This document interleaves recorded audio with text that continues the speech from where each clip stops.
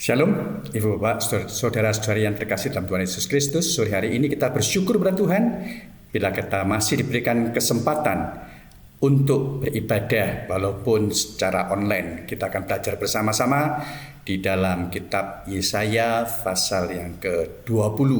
Sebelumnya mari kita berdoa. Allah Bapa kami yang surga, kami ucap syukur terima kasih Tuhan atas kesempatan yang Kau berikan kepada kami pada hari ini. Kami mohon Tuhan, Kau mau menyertai, melindungi, dan memberkati tiap-tiap sidang jemaat yang mengikuti dalam ibadah online ini, dan urapi segala persiapan hamba-Mu ini, sehingga kami menjadi selalu berkat bagi jemaat Engkau maupun bagi kami secara pribadi. Terima kasih Bapak, kami akan mulai dalam nama Tuhan Yesus Kristus. Amin. Puji Tuhan, Ibu Bapak, saudara-saudari yang terkasih dalam Tuhan Yesus Kristus. Seperti saya sampaikan waktu membahas di pasal yang ke-18, bahwa pasal 18, 19, dan 20 ini merupakan satu rangkaian, dan ini merupakan yang terakhir ya dari rangkaian 18, 19, dan 20. Kiranya melalui pembahasan ini kita mendapatkan satu berkat-berkat rohani. Ya, judulnya pada hari ini adalah ucapan ilahi terhadap Ethiopia dan Mesir. Ya, terdapat di dalam Yesaya pasal yang ke-20 ayat yang pertama sampai dengan yang ke-6. Yesaya pasal 20 ayat yang pertama sampai dengan yang ke-6. Nah, untuk kali ini semuanya terdapat di dalam terjemahan bahasa Indonesia masa kini. Ya, saya bacakan. Yesaya pasal 20 ayat yang pertama sampai dengan yang ke-6. Demikian firman Tuhan. Ucapan ilahi terhadap Mesir dan Ethiopia. Atas perintah Sargon, Raja Asyur, Panglima tentara Asyur menyerang Asdod, sebuah kota Filistin. 3 tahun sebelumnya, Tuhan menyuruh Yesaya anak Amos melepaskan kasut dan kain karung yang sedang dipakainya. Ia menurut dan berjalan telanjang dan tidak berkasut. Ketika kota Asdod dikepung, Tuhan berkata, "Hambaku Yesaya sudah 3 tahun telanjang dan tidak berkasut. Inilah tanda dari apa yang akan terjadi dengan Mesir dan Sudan. Raja Asyur akan menawan orang-orang dari kedua negeri itu, dan mereka akan digiring dengan telanjang. Tua dan muda, semuanya akan berjalan tanpa baju dan alas kaki, dengan pantatnya kelihatan sebagai penghinaan terhadap Mesir." Ayat 5 dan 6. Orang-orang yang mengandalkan Sudan akan dan membanggakan Mesir akan kecewa dan harapannya hancur. Pada waktu itu, orang-orang yang tinggal di pesisir akan berkata, "Lihatlah apa yang terjadi dengan bangsa yang kita andalkan untuk melindungi kita terhadap Raja Asyur. Mana mungkin kita selamat?" Berbahagialah orang yang mendengar, merenungkan, dan mau melakukan firman Tuhan dalam kehidupannya sehari-hari. Kalau kita mencermati bentuk dari pasal 20 ini bukan puisi ya seperti pasal-pasal yang lain. Nampaknya ini merupakan puncak atau ringkasan atau kesimpulan dari pasal yang ke-18 sampai dengan yang ke-9 dan 19 ya. Mari kita akan membahas dari pasal yang pertama, ayat yang pertama ya. Dikatakan di situ, atas perintah Sargon Raja Asyur, Panglima tentara Asyur menyerang Asdod, sebuah kota Filistin. Ya. Jadi Sargon yang dimaksud di sini adalah Sargon II, adalah Raja Asyur yang memerintah tahun 721 sampai dengan 705 sebelum Masehi. Ya. Asyur pada saat itu merupakan negara adidaya, ya, dia mempunyai banyak wilayah yang ditaklukkannya. Sedangkan Ethiopia dan Mesir ini ini berusaha ya untuk melawan dari hegemoni atau kekuasaan meluasnya daerah dilakukan oleh Asyur ini.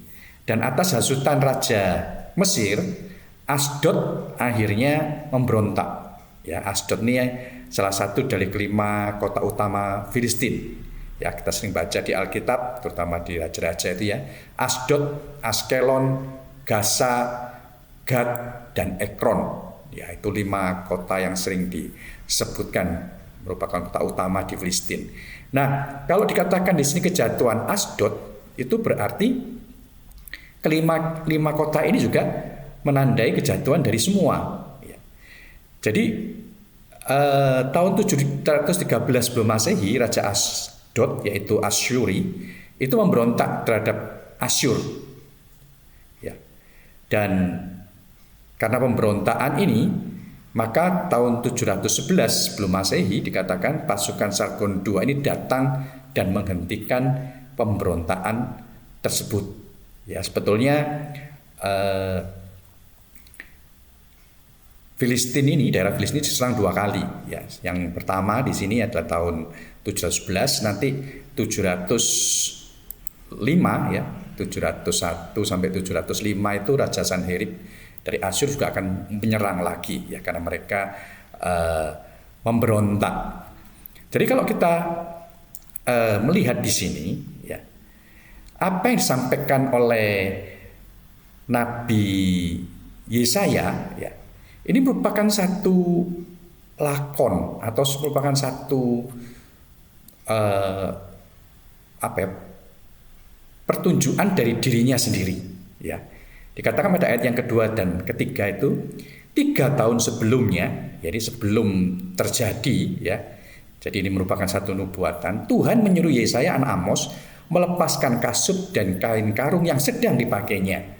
Ya, pada saat itu ketika perintah Tuhan ini kepada Nabi Yesaya yang sedang pakai kasut dan kain karung disuruh melepas pada waktu itu. Ya. Dan dikatakan ia menurut dan berjalan telanjang dan tidak berkasut.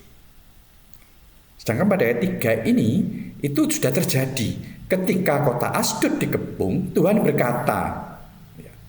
Jadi ini 3 tahun sebelumnya ini sudah dilakukan oleh Yesaya, ini sudah diperagakan ya oleh Yesaya ini. Nah, pada waktu ketika itu terjadi pengepungan itu dikatakan, hambaku Yesaya sudah 3 tahun telanjang dan tidak berkasut. Ini tanda dari apa yang sudah terjadi dengan apa yang akan terjadi dengan Mesir dan Sudan. Ya. Jadi kita melihat di sini ya, bahwa ketelanjangan Yesaya ini menunjukkan bahwa kekuasaan Mesir dan Ethiopia ini akan ditelanjangi. Keduanya akan ditawan. Ya, seperti kita sudah membahas 2 minggu yang lalu di pasal 18 ayat 1 dan 2, ini Raja Hizkia dan para pemimpin Yehuda ini nampaknya memutuskan untuk bergabung dengan Asdod dan orang Ethiopia, karena pada saat itu Ethiopia Mesir ini merupakan satu negara yang kuat ya. Negara yang kuat. Nah, kalau kita melihat sekarang seperti perang Ukraina ya. Sebetulnya kan tidak seimbang antara Ukraina dengan Rusia. Rusia itu termasuk negara adidaya. Ya, yang persenjataannya, kekuatan tempurnya, teknologi tempurnya luar biasa melawan Ukraina yang sebetulnya bukan tandingannya.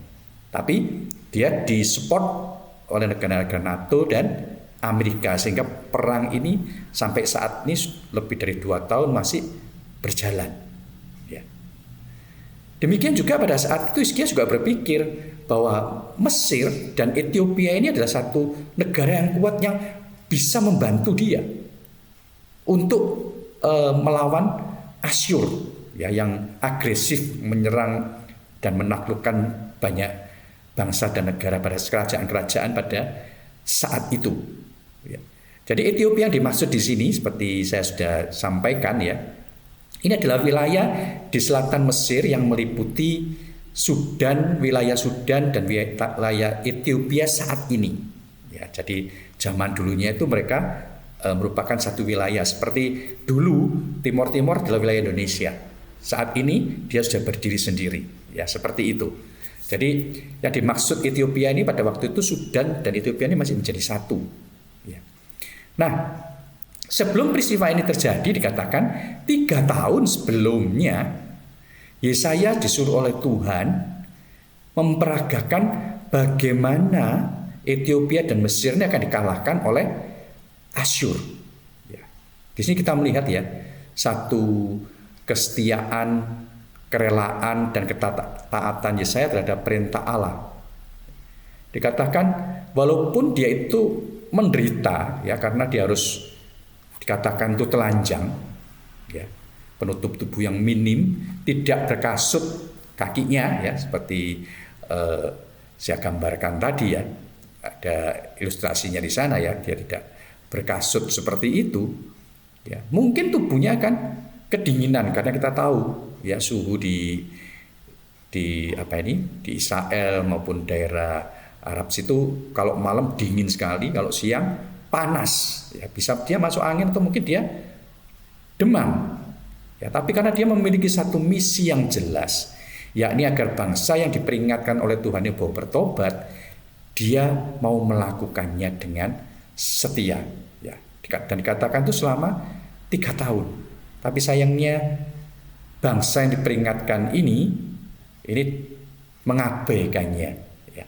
Dan akhirnya mereka mengalami hukuman dari Tuhan. Seperti kalau kita baca pada ayat yang ke-4 di sini ya, dikatakan Raja Asyur akan menawan orang-orang dari kedua negeri itu dan mereka akan digiring dengan telanjang. Tua dan muda semuanya akan berjalan tanpa baju dan alas kaki. Dengan pantatnya kelihatan sebagai penghinaan ya, terhadap bangsa Mesir. Ya, ini teksnya ada yang kurang ya. Jadi kita melihat di sini ya, mereka itu akhirnya ditawan juga. Nah, kalau kita melihat di gambar yang di sudut kiri bawah itu ya, tentara Asyur dalam menjala orang Mesir dan Ethiopia ini, mereka itu membawa tawanan dengan cara yang biadab. Jadi bukan hanya para prajurit di medan perang yang dibawa sebagai tawanan, tetapi ya, dikatakan semua penduduk baik tua dan muda itu dibawa. Maka itu kita melihat itu juga ada anak-anak yang kecil. Dan peristiwa itu akan menjadi satu pemandangan yang sangat memilukan ya, kalau kita melihat tuh tentu kita akan merasa iba, merasa kasihan ya. Apalagi kita tahu bahwa orang-orang Mesir ini dulunya ya mempunyai peradaban yang cukup tinggi. Mereka ini peradabannya sudah cukup tinggi ya, terbukti mereka bisa bangun piramid, bangunan-bangunan yang besar-besar ya. Seperti itu ya. Kalau nggak ada teknologinya nggak mungkin mereka bisa membangun kerajaan, membangun piramid, membangun sphinx dan berbagai bangunan-bangunan yang luar biasa baik dari segi arsitekturnya maupun segi sipilnya ya. Jadi kita melihat di sini keadaan mereka selama jadi tawanan ini sengaja dinubuatkan itu diperinci ya. Diperinci supaya apa? Supaya bangsa Mesir dan Ethiopia ini menyadari ya, bahwa hukuman yang akan diterima, konsekuensi kalau mereka itu tidak taat kepada Tuhan, konsekuensinya akan seperti itu. Satu hal yang memalukan, satu aib bagi bangsa Mesir kalau dia sampai telanjang seperti itu, tidak pakai baju apalagi menjadi tawanan. Teristimewa ya, ini untuk Mesir yang terkenal ya dengan apa itu? Dengan pakaian-pakaian yang indah yang sering dikenakan ya. Jadi kita tahu bahwa orang Mesir ini bangsa yang sombong ya. Oleh karena itu ketika mereka jatuh dalam aib ini ya, kejatuhan ini menjadikan satu yang sangat memalukan dalam kehidupan mereka ya. Nah, kalau kita melihat dalam ayat yang kelima dan yang keenam, ya, ini kita akan membaca di dalam terjemahan bahasa Indonesia masa kini. Orang-orang yang mengandalkan Sudan dan membanggakan Mesir akan kecewa dan harapannya hancur. Pada waktu itu, orang-orang yang tinggal di pesisir akan berkata, lihatlah apa yang terjadi dengan bangsa yang kita andalkan untuk melindungi kita terhadap Raja Asyur. Mana mungkin kita selamat. Ya. Jadi kita melihat di sini, ya, bahwa Allah sendiri yang memberikan satu pelajaran kepada bangsa Mesir maupun bangsa Israel, maupun dikatakan itu orang-orang di pesisir, ya, itu bisa dikatakan itu adalah orang-orang Filistin maupun orang-orang Israel, ya, pada saat itu pelajaran dari Tuhan ini dikatakan jangan mengandalkan bangsa yang kuat sebagai pelindung dan sumber pengharapan. Karena apa? Karena ternyata kekuatan mereka ini bisa dikalahkan oleh Asyur. Dan tidak ada harapan ketika bangsa ini dijadikan tawanan oleh musuh, dikatakan mana mungkin kita selamat. Ya. Jadi pelajaran yang dapat kita pelajari dari pasal 20 ini, kalau kita melihat, ya, bahwa kalau kita mau menaruh kepercayaan pada manusia, itu kita akan kecewa. Ya, kalau kita mau menaruh harapan pada manusia, bahkan kita dipermalukan karena kita percaya pada kekuatan manusia. Karena apa? Karena sia-sialah penyelamatan dari manusia dan sia-sialah keselamatan yang diharapkan dari berhala-berhala. Ya, sebagai kita pelajari dalam pasal 18 dan 19, Mesir dan Ethiopia ini sombong dan percaya kepada berhala-berhala. Dan poin yang kedua, saat melihat ada ancaman yang ada dan itu berada di atas kemampuan, seharusnya kita membawa kita mendekat kepada Allah. Ya. Karena jika kita melarikan diri kepadanya, minta pertolongan, maka pengharapan kita tidak akan dikecewakan. Ya. Jadi ini satu pelajaran juga, ya, bagi bangsa-bangsa yang pada saat itu, baik bangsa Filistin maupun Israel yang saat itu bersatu melawan Asyur. Ya. Mereka mengandalkan Mesir dan Ethiopia saat itu memiliki prajurit-prajurit dengan teknologi yang cukup maju, ya, dan tentara-tentara yang cekatan. Mereka menganggap mampu mengimbangi Asyur. Ternyata dikatakan Mesir dan Asyur ditawan. Bisa kita bayangkan, ya, bagaimana bangsa-bangsa yang mengandalkan kekuatan dua negara ini. Maka itu pada ayat 5 dan 6, terutama pada ayat 6 terakhir, mana mungkin, ya, dikatakan mana mungkin kita bisa selamat. Kekuatan kita ini dibawa kedua bangsa yang sudah ditaklukkan oleh Asyur. Bersatu aja kalah, apalagi sendirian. Ya, tapi inilah satu pelajaran yang Tuhan ingin berikan, ya, kepada umat Israel pada saat itu, ya, Raja Hizkia terutama, supaya dia itu mengandalkan Tuhan. Karena leluhurnya, yaitu Raja Daud, ya, ini adalah orang yang terbukti dia itu berhasil ketika dia mengandalkan Tuhan. Ya. Kalau kita baca dalam Mazmur pasal yang ke-118 ayat 6 sampai dengan yang ke-16, ya, dalam terjemahan bahasa Indonesia masa kini dikatakan, aku tidak gentar sebab Tuhan menyertai aku. Perhatikan tuh, ya, yang saya garis tebal itu, ini merupakan kesejajaran yang disampaikan di kitab Mazmur, ya, paralelisme yang jelas di sini. Ya, ayat 6 dikatakan, aku tidak gentar sebab Tuhan menyertai aku. Kalau Tuhan menyertai aku, manusia tidak berdaya terhadapku. Ya, diulangi pada ayat 7 di situ. Tuhan menyertai aku, diulangi kembali, untuk menolong aku. Nah, kalau Tuhan menyertai untuk menolong, akibatnya apa? Aku akan melihat musuhku dikalahkan.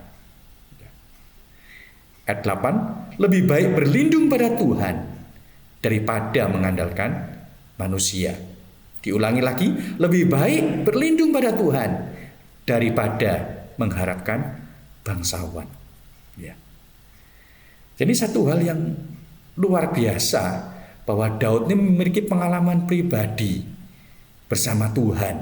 Ya, ini merupakan satu doa syukur Daud saat mengalami kemenangan dalam peperangannya, dan dia tahu bahwa kemenangan itu yang menyebabkan adalah Tuhan, karena dia mengandalkan Tuhan sehingga dia bisa menang. Karena dikatakan Tuhan menyertai aku 2 kali, lebih baik berlindung pada Tuhan 2 kali. Demikian juga kita melihat di sini pada ayat yang ke-10. Ya, kita baca ya. Banyak musuh mengelilingi aku, dengan kuasa Tuhan mereka kukalahkan. Mereka mengepung aku dari segala penjuru. Siapa itu? Musuh-musuhnya. Dengan kuasa Tuhan mereka kukalahkan. Diulangi lagi 2 kali. Seperti lebah mereka mengerumuni aku, dengan kuasa Tuhan mereka kukalahkan. Dalam sekejap mereka dipadamkan, seperti api yang membakar semak berduri. Kita melihat kesejajaran paralelisme ayat 10 sampai dengan 12 ini ya. Banyak musuh, mereka mengepung dari segala penjuru, seperti lebah mereka mengerumuni aku, tapi dengan kuasa Tuhan mereka ku kalahkan. Ya. Satu hal yang luar biasa dari Daud ini. Kalah jumlah, kalah kekuatan, ya. Bahkan sudah terjepit seperti lebah mengerumuni, ya. Itu artinya sudah terkepung sedemikian rupa. Tapi dikatakan dengan kuasa Tuhan mereka kukalahkan. Ya. Ini satu pelajaran yang indah dari Raja Daud, bagaimana dia itu mengalami hari demi hari bersama Tuhan. Peperangan demi peperangan dia hanya mengandalkan Tuhan. Ya. Dikatakan pada ayat 13, aku diserang dengan sangat sengit dan hampir jatuh, tetapi Tuhan menolong aku. Tuhan adalah kekuatan dan pujianku. Ia telah menyelamatkan aku. Dengan sorak kemenangan di kemah-kemah umatnya, Tuhan melakukan perbuatan yang perkasa. Kuasa Tuhan memberi kita kemenangan. Tuhan melakukan perbuatan yang perkasa. Ya. Kita melihat pada ayat 13 sampai di sini ya, walaupun diserang dengan sengit ya, dengan luar biasa, dengan persenjataan, dengan jumlah musuh yang begitu banyak dikatakan ya, dan hampir jatuh, tapi Tuhan menolong aku. Karena apa? Yang menjadi kekuatannya, Tuhan adalah kekuatanku dan pujaanku. Ia telah menyelamatkan aku. Ya. Dengarlah sorak kemenangan di kemah-kemah umatnya. Luar biasa ya. Walaupun hampir kalah, tapi ternyata Tuhan menolong dan mereka mendapatkan kemenangan-kemenangan sehingga mereka bersorak-sorak di kemah-kemahnya. Ya. Dan Daud mengatakan Tuhan melakukan perbuatan yang perkasa. Ya, ayat 16 diulangi lagi. Kuasa Tuhan memberikan kita kemenangan. Tuhan melakukan perbuatan yang perkasa. Ya. Jadi kalau kita belajar dari Yesaya ini, sebetulnya bangsa Israel itu sudah memiliki pengalaman ya, yang luar biasa bersama Tuhan. Ketika mereka keluar dari Mesir, Allah itu ada tengah-tengah mereka dalam rupa tiang awan dan tiang api. Sampai mereka berhasil masuk di Kanaan, Allah ada di bait Allah yang suci. Allah ada di tengah-tengah umatnya. Tetapi kalau kita melihat mengapa mereka ini kok selalu jatuh bangun dalam dosa. Ya, satu kuncinya mereka itu tidak takut kepada Tuhan. Tidak takut kepada Allah. Mereka lebih percaya pada apa yang dapat mereka lihat. Karena itu mereka menyembah berhala-berhala. Mereka jatuh dalam dosa-dosa perzinahan, dosa penyembahan kepada berhala, meniru perbuatan bangsa-bangsa yang harusnya itu dimusnahkan oleh mereka. Karena perbuatan-perbuatan seperti inilah Tuhan menghukum mereka, seperti pelajaran-pelajaran yang kita sampaikan ini, supaya mereka ini bisa kenal kembali, disadarkan kembali, ini loh Allah yang betul yang harus kamu sembah dan kamu lakukan segala perintahnya. Tetapi oleh kebebalan mereka dan kekerasan hati mereka, dikatakan tegar tengkuk, ya, itu akhirnya oleh Tuhan mereka dikalahkan oleh musuh, ditawan dan menjadi diaspora ke seluruh dunia. Ya. Dan kalau mereka tahun 1948 bisa kembali dengan gerakan Sionisme itu menjadi satu negara seperti pada saat ini, itu pun sebetulnya kalau kita mau pelajari itu juga kemurahan Tuhan. Ya. Tapi kalau mereka tetap menyombongkan diri, tidak mau mengandalkan Tuhan, maka bukan hal yang mustahil kalau Tuhan akan menjatuhkan hukuman kembali kepada mereka. Karena itu untuk kita yang saat ini, ya, yang sudah mempelajari dari PA ini pasal 20 ini terutama, ya, janganlah sekali-kali kita mengandalkan mata kita. Jangan mengandalkan kemampuan duniawi kita untuk mengatasi semua masalah dan problema hidup kita. Mungkin saat ini kita memiliki koneksi, ya, baik di pemerintahan maupun di pejabat-pejabat, ya, baik itu di legislatif maupun di eksekutif, ya, sehingga itu menjadi backing kita dan itu membuat kita menjadi merasa aman dan tidak takut, ya.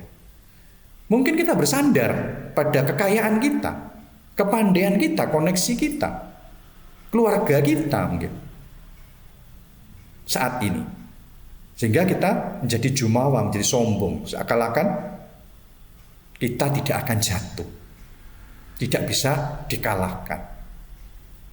Kita akan tetap teguh, kondisi kita tidak bisa jatuh.